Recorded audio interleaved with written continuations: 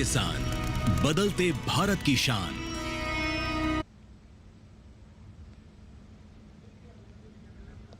Yes.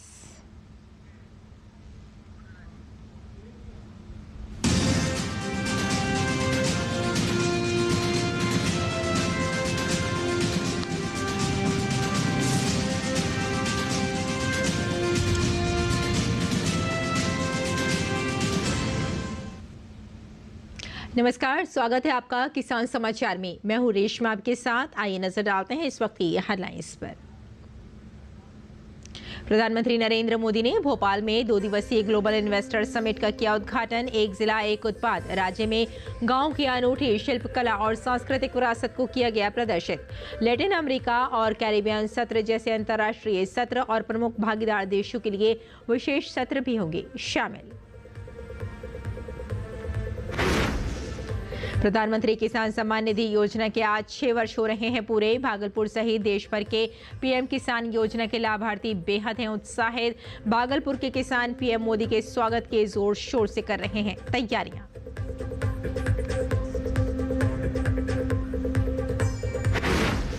केंद्र सरकार मखाना उत्पादन को बढ़ावा देने के लिए प्रतिबद्ध। केंद्रीय कृषि मंत्री शिवराज सिंह चौहान ने बिहार के दरभंगा में मखाना अनुसंधान केंद्र का लिया जायजा।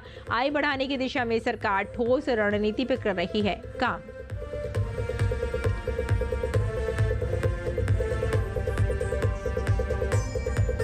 आइए अब समाचारों पर डालते हैं विस्तार से नजर। भोपाल में इस साल के 2 दिवसीय ग्लोबल इन्वेस्टर समिट GIS का उद्घाटन किया गया। इसका उद्देश्य मध्य प्रदेश को वैश्विक निवेश केंद्र के रूप में स्थापित करने के लिए एक महत्वपूर्ण मंच प्रदान करना है। प्रदेश में औद्योगिक विकास को गति देने के लिए पीएम मोदी ने 18 नीतियों का लोकार्पण किया, जिससे बड़ी संख्या में निवेश आमंत्रित होगा।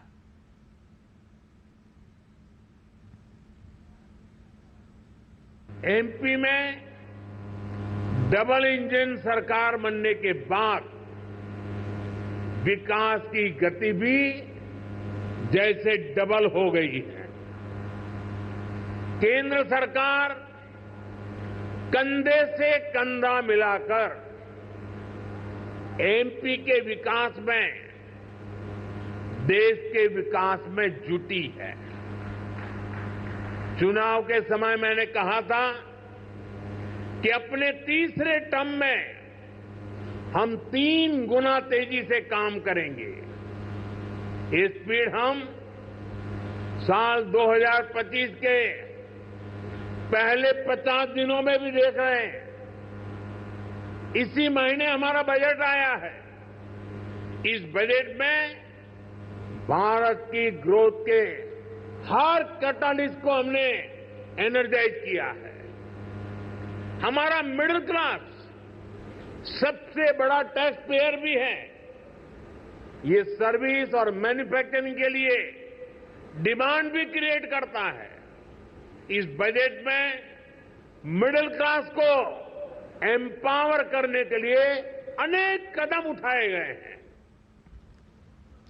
प्रधानमंत्री किसान सम्मान निधि योजना के आज 6 वर्ष पूरे हो रहे हैं। किसानों को बीज और उर्वरक की खरीद में मदद करने वाली और कृषि विकास को बढ़ावा देने वाली इस योजना के तहत सभी भूमिधारक किसान परिवारों को 3 समान किस्तों में प्रतिवर्ष 6,000 रुपए की आय सहायता प्रदान की जाती है।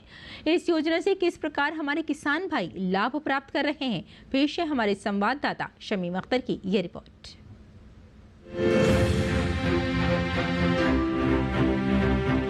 केंद्र सरकार ने आज से 6 वर्ष पहले प्रधानमंत्री किसान सम्मान निधि का आगाज किया था। फरवरी 2019 में शुरू की गई ये योजना दुनिया की सबसे बड़ी डीबीटी यानी प्रत्यक्ष लाभ अंतरण योजना है, जिसका उद्देश्य उचित फसल स्वास्थ्य और उचित पैदावार सुनिश्चित करने के लिए विभिन्न कृषि आदानों की खरीद में किसान परिवारों की मदद करना है और कृषि विकास को बढ़ावा देना है।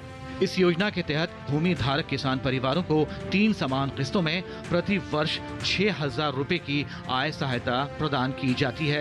ये 2,000 रुपए की 3 समान 4 मासिक किस्तों में देय है। ये धनराशि सीधे लाभार्थियों के बैंक खातों में स्थानांतरित की जाती है। रिपोर्ट के अनुसार अब तक लगभग 9.5 करोड़ किसानों को कुल 3.46 लाख करोड़ रुपए वितरित किए जा चुके हैं। प्रधानमंत्री नरेंद्र मोदी ने 5 अक्टूबर 2024 को महाराष्ट्र के वाशिम से पीएम किसान की 18वीं किस्त के अंतर्गत लाभार्थी किसानों को 20,000 करोड़ रुपए जारी किए थे। पीएम मोदी ने 18 जून 2024 को अपने संसदीय क्षेत्र वाराणसी से 17वीं किस्त जारी की थी। इसके तहत 9.26 करोड़ किसानों को लाभ मिला था। पीएम किसान योजना के अंतर्गत अगर आपको लाभ लेना है तो पहले ये जानना होगा कि क्या आप पात्र हैं भी या नहीं। पात्रता सूची के मुताबिक भूमि धारक किसान परिवार जिनके नाम पर कृषि योग्य भूमि है, लाभ पाने के पात्र हैं। इस योजना के तहत 2 हेक्टेयर तक भूमि वाले छोटे और सीमांत किसानों को इसका लाभ मिलता है। आप अगर पीएम किसान योजना के लिए पात्र हैं और आवेदन करना चाहते हैं तो आपको सबसे पहले योजना की आधिकारिक वेबसाइट pmkisan.gov.in पर जाना होगा। यहाँ पर आपको न्यू फॉर्म रजिस्ट्रेशन वाले विकल्प को चुनना है। फिर आपके सामने एक पेज खुलेगा जहाँ पर आपको अपना 12 अंकों का आधार नंबर, मोबाइल नंबर और राज्य आदि भरना है। इसके बाद OTP वाले बटन पर क्लिक करें और आपने जो मोबाइल नंबर भरा है उस पर एक OTP आया होगा। इस OTP को आपको यहाँ पर भर देना है। अब OTP भरने के बाद आपके सामने एक नया पेज खुल जाएगा जहाँ पर आपको अपनी वो जानकारियाँ भरनी हैं जो आपसे मांगी गई हैं। इसके बाद आपको संबंधित दस्तावेज अपलोड करने हैं। फिर इसके बाद आपके आवेदन का काम पूरा हो जाता है। प्रधानमंत्री किसान सम्मान निधि योजना के प्रमुख आकर्षणों में व्यापक पहुंच और डिजिटल एकीकरण, महत्वपूर्ण अंतराल पर वित्तीय सहायता, साहूकारों से राहत और समावेशी और एक समान सहायता जैसी बहुत सारी पहलें शामिल हैं। किसान समाचार के लिए शमीम अख्तर की रिपोर्ट। आगे बढ़ते हैं। जम्मू कश्मीर के राजौरी जिले के किसानों ने किसान सम्मान निधि योजना के लिए प्रधानमंत्री नरेंद्र मोदी को धन्यवाद दिया है। किसानों का कहना है कि पीएम किसान सम्मान निधि योजना ने उनकी उत्पादन क्षमता और आर्थिक स्थिति में सुधार किया है। विशेषज्ञों का कहना है कि इस योजना का ग्रामीण अर्थव्यवस्था पर गहरा असर पड़ा है और किसानों के लिए ये एक अहम कदम साबित हुआ है।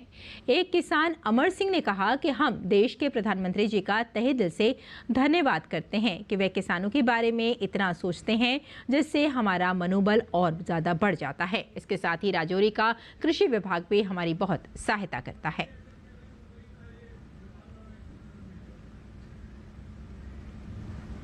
केंद्रीय कृषि मंत्री शिवराज सिंह चौहान बिहार के दरभंगा में मखाना अनुसंधान केंद्र में किसानों को संबोधित किया। उन्होंने कहा कि उत्पादन बढ़ाना और उत्पादन की लागत घटाना, उत्पादन में आने वाली कठिनाई को दूर करना, इसके लिए योजना बनाना, किसानों को उसका उचित मूल्य दिलाना, इसका इंतजाम करना और बाजार का विस्तार करना सरकार का मुख्य उद्देश्य है ताकि किसानों को उनके मेहनत का सही दाम मिल सके। उन्होंने ये भी कहा कि मखाना किसानों को संगठित कर उनकी आय बढ़ाने की दिशा में सरकार ठोस रणनीति पर काम कर रही है। उत्पादन कैसे बढ़े, पर हेक्टर या पोखर में जितना हम लगाते हैं तालाब में, उत्पादन बढ़ाना। दूसरा हम काम करेंगे उत्पादन की लागत घटाना। लागत कैसे घट सकती है, उसके कई पक्ष मेरे सामने आ गए। तीसरे काम करेंगे उत्पादन में आने वाली कठिनाइयों को दूर करना, आसान हो जाए खेती जरा। अब कहीं पोखर चाहिए, तालाब चाहिए, पानी रोकने की व्यवस्था चाहिए, हम लोग विचार करेंगे कि केंद्र और राज्य सरकार की अलग अलग योजनाओं के तहत ये कैसे बनाए जा सकते हैं। क्या मनरेगा में कई तालाबों का निर्माण हो सकता है? कई तरह के रास्ते निकल सकते हैं, उस पर भी हम काम करेंगे। तो कठिनाइयों को दूर करना, और एक जिसके लिए कई काम करने पड़ेंगे वो है उचित मूल्य मखाने का मिल जाए किसान को, इसका इंतजाम करना। अभी तो ठीक है लेकिन कई बार गिर जाते हैं, और इसलिए बाजार का विस्तार, मंडियों को ठीक करना, घरेलू बाजार, अंतर्राष्ट्रीय बाजार, ये सुपर फूड मखाना मिथिलांचल वालों एक दिन दुनिया में छा जाएगा। महिला किसानों को मखाना खेती के प्रशिक्षण मिलने से उत्पादन कई गुना बढ़ सकता है। केंद्रीय कृषि मंत्री ने कहा कि मखाना उत्पादक किसानों को ट्रेनिंग दिलाने का काम करेंगे और कार्यशाला लगाकर किसानों को ट्रेनिंग दी जाएगी। इसके साथ ही स्किल डेवलपमेंट पर भी सरकार काम कर रही है। तो मखाना उत्पादक किसानों की ट्रेनिंग पे हम काम करेंगे, कार्यशालाएं लगाना, ट्रेनिंग कैंप लगाना, कैसे और कौशल विकसित हो, स्किल डेवलपमेंट हो, उसकी कोशिश करना, आधारभूत संरचना इंफ्रास्ट्रक्चर चाहिए जो उसका विकास और जितनी चीजें लगभग इसमें सब आ जाती हैं, उन सब पर बहुत गहराई और गंभीरता से काम करेंगे।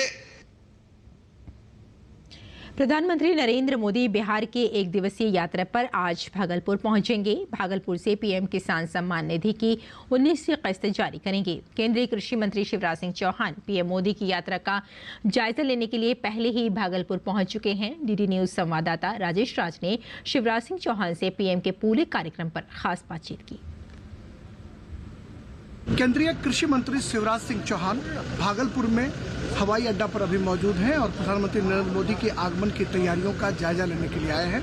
डीडी न्यूज दिल्ली की टीम अभी यहीं पर मौजूद है। शिवराज जी से हम बात करते हैं। सर, प्रधानमंत्री जी का कार्यक्रम और आपके मंत्रालय का ये कार्यक्रम है, कैसे देखते हैं इसे? भागलपुर की इस पवित्र धरा पर प्रधानमंत्री श्रीमान नरेंद्र मोदी जी का शुभागमन हो रहा है। भागलपुर की इस धरती से प्रधानमंत्री जी देश भर के 9 करोड़ 80 लाख से ज्यादा किसानों के खाते में 22,700 करोड़ रुपए से ज्यादा की राशि डालेंगे। बिहार को विकास की अनेकों सौगात देंगे। प्रधानमंत्री जी के आगमन पर बिहार का किसान प्रसन्न है। ऐसा लग रहा है जैसे यहाँ कार्यक्रम नहीं हो रहा, उत्सव मनाया जा रहा है प्रधानमंत्री जी के आगमन पर। और ऐसा हो क्यों ना, चाहे मखाना बोर्ड का गठन हो, प्रधानमंत्री कृषि धन धान्य योजना हो, या विकास की अनेक सौगातें जो बिहार की तस्वीर और जनता की तकदीर भी बदल रही है और पूरे देश के किसानों की खेती को लाभ का धंधा बना रही है। बिहार को एक कृषि प्रधान राज्य माना जाता है, लेकिन पिछड़ा स्टेट भी कहते हैं। प्रधानमंत्री के कृषि के इस कार्यक्रम में आने के बाद उम्मीद है कि इस मामले में बिहार और इस कार्यक्रम के पहले ही कई कदम प्रधानमंत्री जी ने, एनडीए की सरकार ने, केंद्र सरकार, राज्य का सरकार ने उठाए हैं और आगे और बिहार विकास की दौड़ में किसी भी कीमत पर पीछे ना रहे, इसके प्रयत्न जारी है। किसान आगे बढ़े, इसलिए मखाना बोर्ड का भी यहाँ गठन किया जा रहा है। चलिए, बहुत शुक्रिया। केंद्रीय कृषि मंत्री शिवराज सिंह चौहान, जिनका साफ तौर पर कहना है कि बिहार के लिए कृषि के मामले में बहुत सारे काम पहले भी किए गए हैं और अब प्रधानमंत्री के आगमन के साथ ही बिहार के सपनों में और भी पंख लगेगा और बहुत सारे काम जो हैं वो संपन्न कराए जाएंगे। कैमरामैन विनोद ओझा के साथ भागलपुर हवाई अड्डा से मैं राजेश राज, डीडी न्यूज के लिए। राजस्थान सरकार द्वारा किसानों को सहकारी, ग्रामीण और भूमि विकास बैंकों के माध्यम से दीर्घकालीन कृषि ऋण उपलब्ध कराया जाता है। इसके लिए राजस्थान सरकार द्वारा राज्य में ब्याज अनुदान योजना भी चलाई जा रही है। इस क्रम में 12 साल के बाद जालोर भूमि विकास बैंक द्वारा किसानों को अब दीर्घकालीन कृषि ऋण उपलब्ध कराया जाएगा। दरअसल संयुक्त राष्ट्र द्वारा घोषित अंतर्राष्ट्रीय सहकारिता वर्ष 2025 के तहत जालोर जिले में जालोर सहकारी भूमि विकास बैंक लिमिटेड जालोर को राज्य सरकारी भूमि विकास बैंक द्वारा किसानों को दीर्घकालीन ऋण वितरण के लक्ष्य आवंटित किए गए हैं। दीर्घकालीन साख संरचना में राष्ट्रीय कृषि एवं ग्रामीण विकास बैंक नाबार्ड से पुनर्वित्त मिलने के पश्चात बैंक द्वारा 12 वर्ष के बाद किसानों को दीर्घकालीन ऋण वितरण किया जाएगा।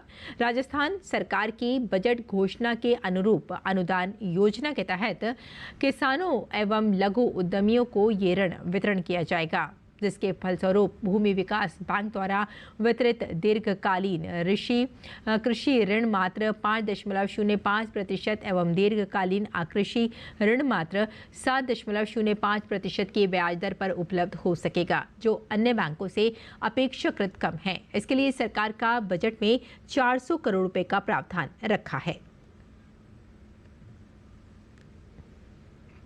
रेशम उत्पादन के समावेशी विकास के लिए केंद्रीय रेशम बोर्ड की स्थापना की गई थी। केंद्रीय रेशम बोर्ड रेशम उत्पादन से जुड़े हितधारकों को प्रशिक्षण देने के साथ साथ कार्यशालाओं का आयोजन करता है। इसके अलावा जागरूकता कार्यक्रम, वित्तीय सहायता और सब्सिडी देने का काम भी केंद्रीय रेशम बोर्ड अंजाम देता है।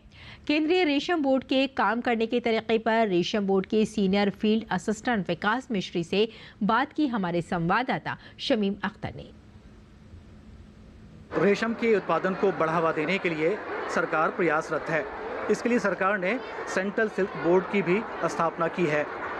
अब ये क्या है, क्या क्या परियोजनाएं हैं और ये इसका उत्पादन कैसे होता है, इस पर बात करने के लिए हमारे साथ मौजूद हैं ROCSB के सीनियर फील्ड असिस्टेंट विकास मिश्री साहब। हिंदुस्तान में 4 टाइप्स की सिल्क्स है। पहला है मरबरी, टसर, ईरी एंड मोगा। और आपको ये खुश बहुत बता रहा हूँ कि जो मोगा है हमारे इंडिया में ही पाया जाता है। हम इस वक्त ओनली कंट्री है जो 4 टाइप्स के सिल्क बनाते हैं। और सबसे पहली बात जो मरबरी वाला है, ये सिर्फ मरबरी के पत्ते ही खाता है। इसको शहतूत का कीड़ा, जैसे ये आप देख सकते हैं, हमने लाया हुआ है, इसको आप दिखा सकते हैं, तो ये अभी खा रहा है। इसके 20 से 25 दिन का लाइफ साइकिल होता है, उसके बाद ये इसमें कन्वर्ट हो जाएगा। उसके बाद जो दूसरा टसर का है, ये अर्जुन आसन का है। उसके बाद ईरी को अहिंसा सिल्क भी कहा जाता है।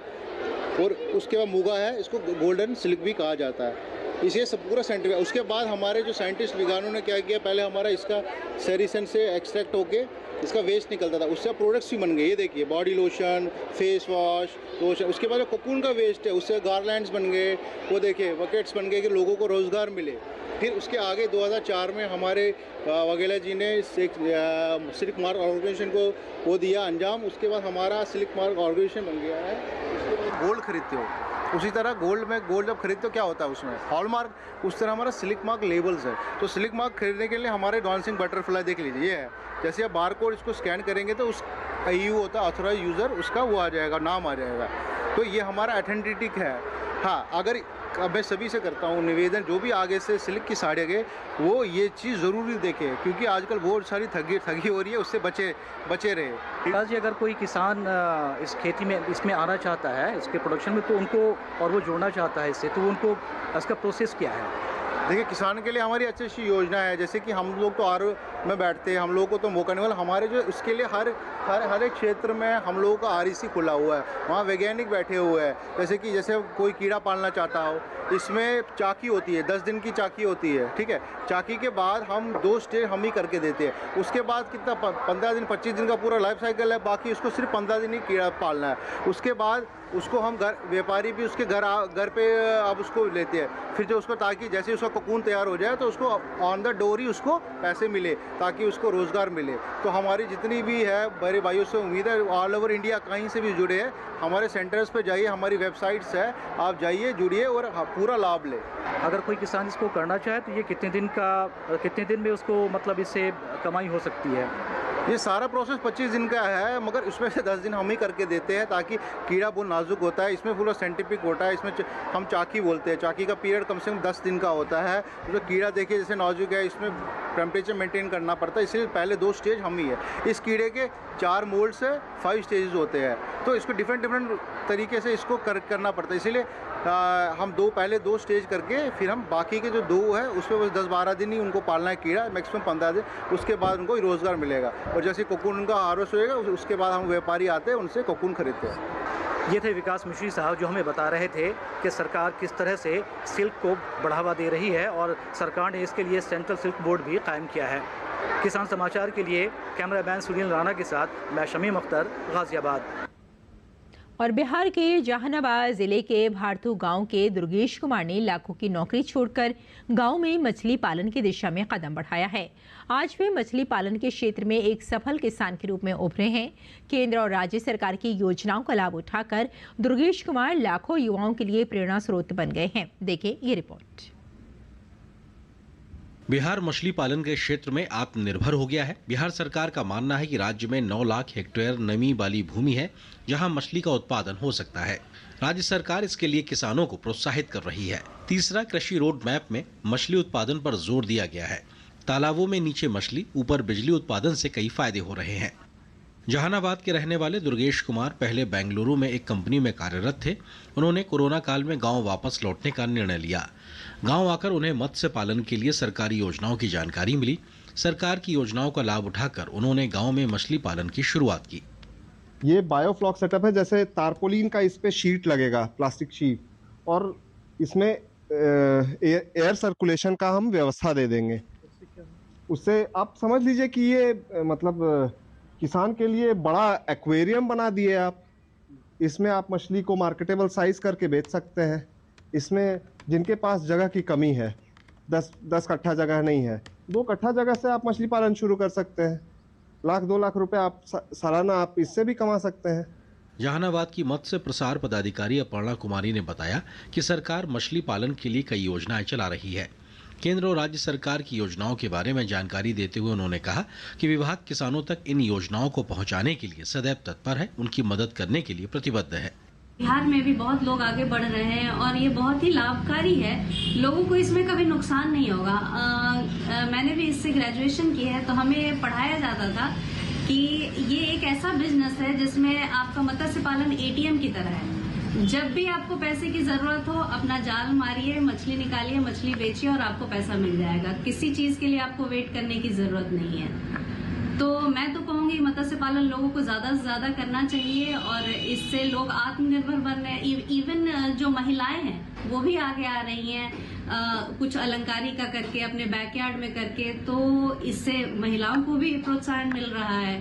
दुर्गेश कुमार ने अपनी मेहनत और समर्पण से मछली पालन में सफलता प्राप्त की है। आज उनकी मछली के पुष्ट जीरे के लिए किसान दूर दूर से आते हैं। वे पारंपरिक तरीके के अलावा बिहार सरकार की योजनाओं की मदद से इजरायली तकनीक बायोक्लॉफ को भी स्थापित कर रहे हैं। ब्यूरो रिपोर्ट, डीडी किसान। और किसान इस मौसम में कैसे रखें अपनी खेती का ख्याल, आइए जानते हैं। नमस्कार, आप देख रहे हैं डीडी किसान। मैं हूं एआई कृष और आज हम उत्तराखंड, पंजाब, हरियाणा और भारत के विभिन्न राज्यों में होने वाली खेती किसानी से संबंधित सलाहों के बारे में पूरी जानकारी देंगे। उत्तराखंड के किसान इस मौसम में टमाटर, बैंगन, शिमला मिर्च, कद्दू और प्याज की नर्सरी लगा सकते हैं। पंजाब में इस समय प्याज की बुवाई की जा सकती है। यहाँ के किसान टमाटर, मिर्च, बैंगन और भिंडी की पकी पौध की कटाई और तुड़ाई का काम कर लें। हरियाणा में इस समय बरसीम चारे की बुवाई की जा सकती है। साथ ही यहाँ के किसान सभी कद्दू वर्गीय सब्जियों, टमाटर, मिर्च, बैंगन और भिंडी की पकी पौध की कटाई और तुड़ाई भी कर लें। पश्चिम उत्तर प्रदेश में किसान भिंडी की बुवाई कर सकते हैं। पूर्वी उत्तर प्रदेश के किसान गेहूं की समय अनुसार सिंचाई करें। छत्तीसगढ़ में किसान केले और पपीते के पौधों की सप्ताह में 1 बार सिंचाई करें। ओडिशा के किसान सरसों की पकी फसलों की कटाई कर लें। पश्चिम बंगाल के तटीय इलाकों में किसान भिंडी की बुवाई कर सकते हैं। असम में किसान सरसों और आलू की पकी फसलों की कटाई और खुदाई का काम कर लें। यहाँ के किसान इस मौसम में मूंग और उड़द की बुवाई कर सकते हैं। वहीं मेघालय में इस समय टमाटर की नर्सरी लगाई जा सकती है। यहाँ के किसान पत्ता गोभी, फूल गोभी और ब्रोकली की पकी पौध की कटाई कर लें। साथ ही मेघालय में किसान अदरक और हल्दी की पकी पौध की खुदाई जारी रखें। नागालैंड के किसान सरसों, प्याज, मटर, आलू और पत्ता गोभी की पकी पौध की कटाई, तुड़ाई और खुदाई का काम कर लें। वहीं मणिपुर में इस समय धान की नर्सरी लगाई जा सकती है। यहाँ के किसान आलू की पकी फसलों की खुदाई कर लें। मिजोरम में इस मौसम में लोबिया की बुवाई की जा सकती है। इसी तरह कृषि और किसानों से जुड़ी हर महत्वपूर्ण जानकारी के लिए हमारे साथ जुड़े रहिए और देखते रहिए डीडी किसान। धन्यवाद।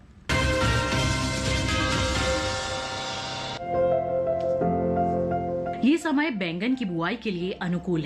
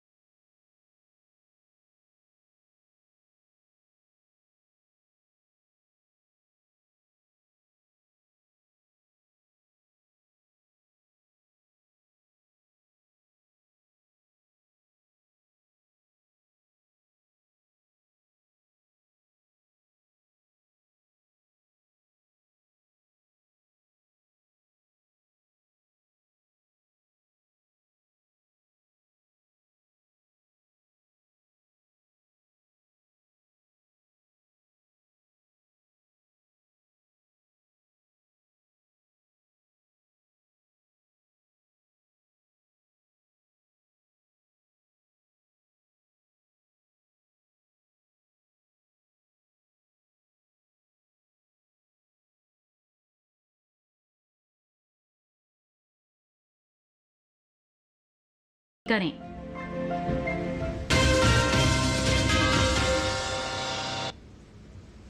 और खेती किसानी के साथ साथ आइए नजर डाल लेते हैं कुछ और महत्वपूर्ण खबरों पर। खास खबर में प्रधानमंत्री नरेंद्र मोदी ने मोटापे के खिलाफ लड़ाई को मजबूत करने और भोजन में खाद्य तेल की खपत को कम करने के बारे में जागरूकता फैलाने के लिए विभिन्न क्षेत्रों के 10 प्रमुख हस्तियों को नामित किया है। जम्मू कश्मीर के मुख्यमंत्री उमर अब्दुल्ला ने प्रधानमंत्री नरेंद्र मोदी के मोटापे के खिलाफ शुरू किए गए अभियान से जुड़कर प्रसन्नता जाहिर की। उमर अब्दुल्ला ने भी बॉलीवुड अभिनेत्री दीपिका पादुकोण समेत 10 लोगों को इस अभियान में नॉमिनेट किया। विदेश मंत्री डॉक्टर एस जयशंकर के नेतृत्व में 50 से अधिक देशों के मिशन प्रमुखों और राजदूतों ने असम स्थित काजीरंगा राष्ट्रीय उद्यान का दौरा कर एलिफेंट सफारी का आनंद लिया। तेलंगाना में नागर कुर्नूल जिले में निर्माणाधीन Shri Shailam left bank canal ने भीतर फंसे 8 मजदूरों को बाहर निकालने के लिए बचाव अभियान युद्ध स्तर पर जारी। सुप्रीम कोर्ट में कन्हैयालाल हत्या मामले में आरोपियों की जमानत के खिलाफ याचिका पर सुनवाई 4 हफ्ते के लिए टली। आरोपी जावेद ने इस मामले में जवाब दाखिल करने के लिए समय मांगा। बांग्लादेश में हिंदुओं के खिलाफ हिंसा को रोकने के लिए तत्काल कदम उठाने की मांग वाली जनहित याचिका पर सुप्रीम कोर्ट ने सुनवाई से इनकार किया। कहा किसी अन्य देश के आंतरिक मामले में दखल कैसे दे सकते हैं। असम राइफल्स के जवानों ने आइजोल के पास जिलेटिन की 4,980 छड़ें बरामद की। 2 महिलाओं सहित 3 तस्करों को हिरासत में लिया। पूरी आन बान शान के साथ चल रहा है सनातन आस्था का महापर्व दिव्य भव्य महाकुंभ का आज 44वां दिन। 26 फरवरी को महाशिवरात्रि के पावन पर्व पर होगा महाकुंभ का समापन। प्रतिदिन करोड़ों की संख्या में श्रद्धालु त्रिवेणी के पवित्र जल में स्नान कर जमा रहे हैं पुण्य लाभ। 13 जनवरी से शुरू हुए महाकुंभ में अब तक 62 करोड़ से अधिक श्रद्धालु पवित्र स्नान कर चुके हैं। रविवार को महाकुंभ में 1 करोड़ 32 लाख श्रद्धालुओं ने आस्था की डुबकी लगाई। तो किसान समाचार में फिलहाल इतना ही। अनुमति दें। नमस्कार।